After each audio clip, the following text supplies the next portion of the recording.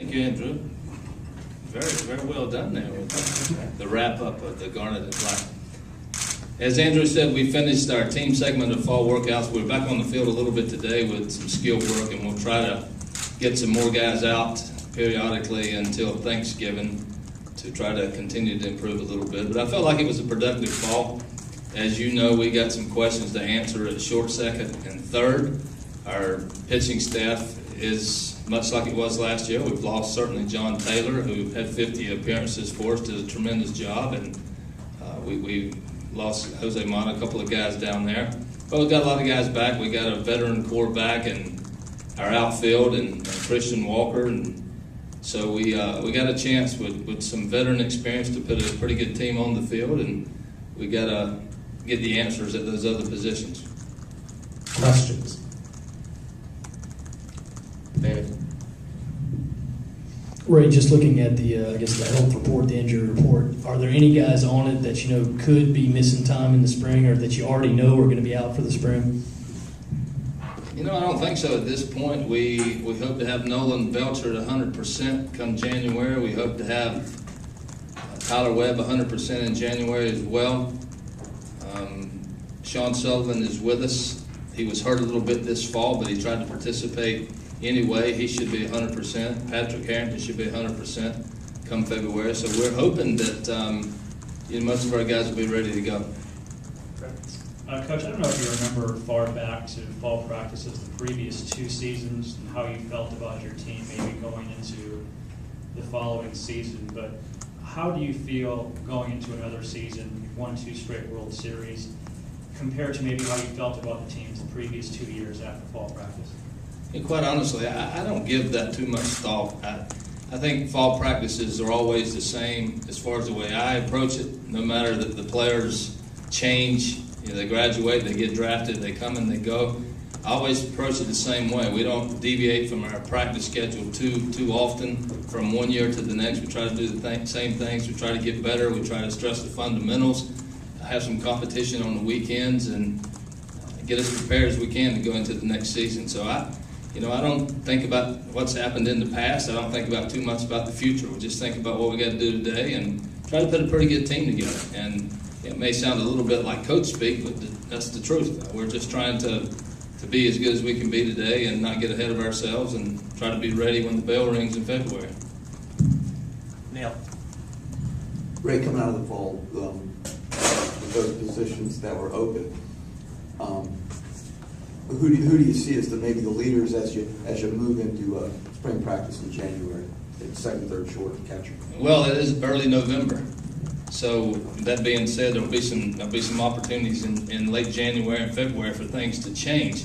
But they've had a pretty good run in the last 6 weeks with our team segment and skill work prior to that to establish themselves. That being said, if we started today, LB Dancer would be our third baseman. He ended up leading our team in hitting in fall drills. Did a nice job. He did a nice job defensively. We got some work to do there, but I think he's a pretty good player and could be an offensive guy for us come springtime. Joey Pancake, a true freshman from Easley, at this point has won the shortstop job. He finished, I believe, third in hitting for the fall. Had some errors early, but didn't make as many late, which is a good sign for us. Very talented, tremendous throwing arm from shortstop. May end up pitching a little bit. I think he had 3 appearances this fall and was not scored upon in those 3 appearances. So he brings some offensive prowess and the ability to play defense as well. He's just got to get a little bit more experience and clean it up defensively. Second base, probably right now, toward the end of fall practice, Chase Ferguson kind of separated himself a little bit. Solid player, junior college guy, knows how to play. He's a heady guy. Not the most talented guy out there, but yet he was able to perform because of his experience and his knowledge. Things could change where Connor Bright, the freshman from Wando, had a great run his last 2 weeks. He can play all over the place. He played a little bit of outfield, third base, played some second base, the shortstop by trade. So he's a guy that gives us some depth and could end up making some headway for himself because he did swing the bat. TJ Costin missed a little bit of time with a hamstring pull. He's not quite the runner Tanner English is, but he's a guy that has tremendous athleticism. I think as time goes on, we'll probably take some good looks at him at second base. He'll also be an extra outfielder for us. So, you know, it could all change. Tanner Lubbock, the junior college shortstop, didn't swing the bat real well this fall, but did prove to us he could be solid defensively. Behind the plate, Grayson Griner, Dante Rosenberg probably had the best falls of any two catchers since I've been coaching. As far as a tandem is concerned, you know, sometimes you'll have a guy have a really good fall, the backup not so much, or the starter not so much. Those two guys, and that's a key position.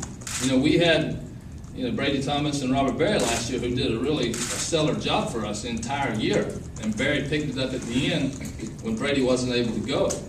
And so we had to, you know, you talk about two experienced guys that are gone, and we plugged in Grayson Griner, true freshman, and Dante Rosenberg, who was coming off of a redshirt year because of a back injury.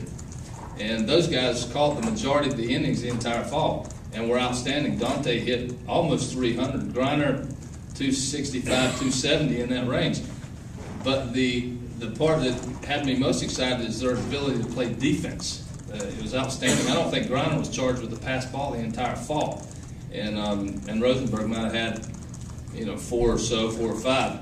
But those guys really made me comfortable behind the plate, and I think that's one reason our pitching staff had a really good fall, is because of those two guys. So I'm pleased. I'm excited with those two guys behind the plate. And, you know, Dante was here last year, had a chance to be a part of things, and Grayson wasn't. But, you know, he's a local product that we thought highly of, and he probably played better than we anticipated in recruiting. First year guys, sometimes that transition is tough for him. He has handled that very, very well. Coach, what did you learn about your team this fall? I mean, you've just gone over a little bit some of the key areas you're trying to fill in, you know, during this evaluation process from now until February. But what did you learn about your team's maybe character and resolve throughout this fall in terms of needing to fill those spots? Well, one thing that I'm not surprised about necessarily, but I needed to see it, was the veteran presence.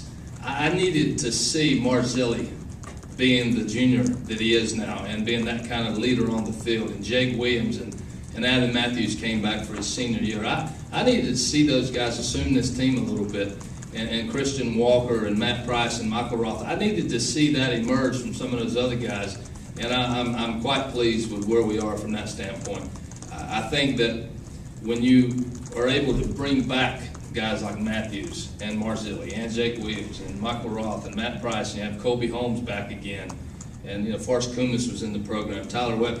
You got a chance to put a pretty good team back on the field if your veterans will take enough ownership. You're going to have some new players, everybody does, but if you have enough veterans that will assume the proper type of ownership, I think you got a chance to be pretty good. They did that for me this fall, so I'm pleased with that. You still got to go out and play, but you got to start with that kind of makeup, and I'm happy about where we are right now. Ray, are you still married to Price as a starter?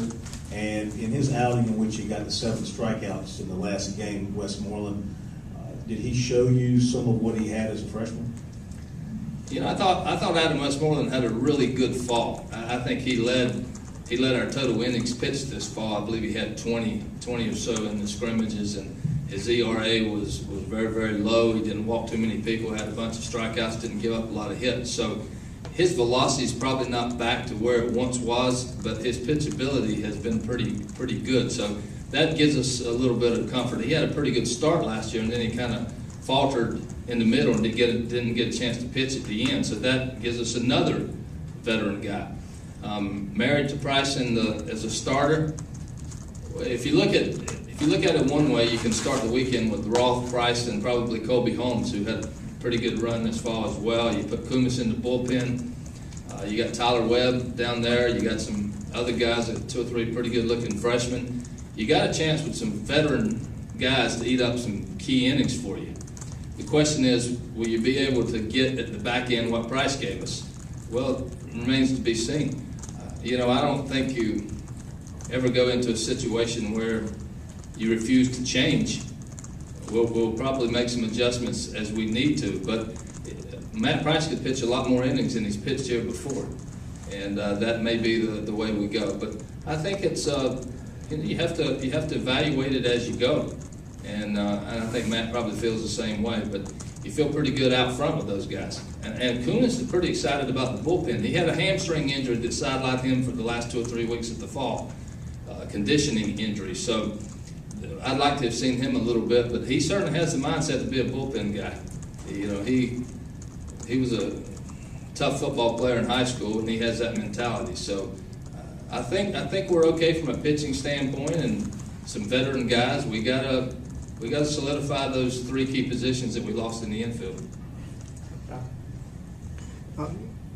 Christian Walker, where is he in his recovery? Is he going to be 100%? And did you see enough out of him, in games this fall? I saw enough. I mean, he worked out quite a bit. We didn't scrimmage him all the time. We held him out purposely early on. We actually held Marzilli out a little bit too, and Jake Williams, some of those veteran guys early, just so I could give the freshmen more time. And toward the end, we just sort of took Price out of the mix. We took Roth out of the mix. We took Walker out of the mix. We sort of shut those guys down, and they've been here for a while. And Walker had the injury, which was miraculous that he was able to contribute like he did after the hamate break. And I fully expect them. I'll be ready to go, chomping at the bit, and 100%. Among the 3 returning outfielders, as well as Tanner English coming into that mix, where do you see them playing, left, center, right, and where do you see those types of guys, maybe hitting the order for you?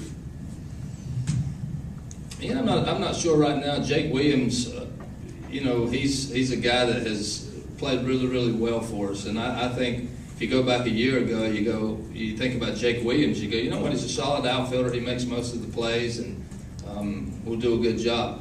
Probably undersold him a little bit. He runs great routes. He may not run a 6'4", 60, but he runs great routes, and he catches balls that he's supposed to, and he came up with one of the biggest plays in the history of the program for sure. So he's solid. Marzilli's good in center. He had to play left and right some because of Jackie Bradley being here. But Marzilli can really play center, but so can Tanner English. He's a true freshman. Now, you don't get many guys as talented as Tanner English is, and Adam Matthews is back in right, and he continues to be improved. We've got 4 really good outfielders. There's no doubt about that. With Tanner in the mix, Tanner English has to be on the field. We got to try to get him on the field. He didn't swing the bat as well this fall as we would like for him to, or as well as he would have liked. But the guy has the kind of speed to change the game, and he continues to get better. And Coach Holbrook's going to spend a lot of time with him, improving his bunting and his ability to keep balls out of the air. But he's got as you know, you have things happen, and sometimes you have 4, and that's not enough.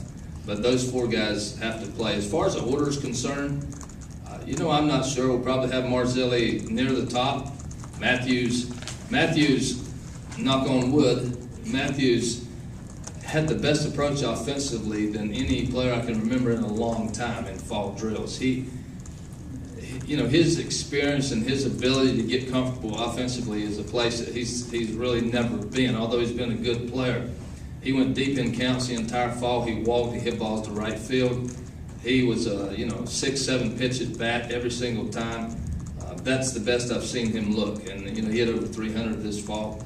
So he's got to be near the top. Marzilli's got to be near the top. Walker, Jake is a guy that can drive in a run for you. So we'll have to get that figured out a little bit, and maybe give LB a little bit more time before we throw him in there too high. But there's some pretty good veteran presence in the lineup.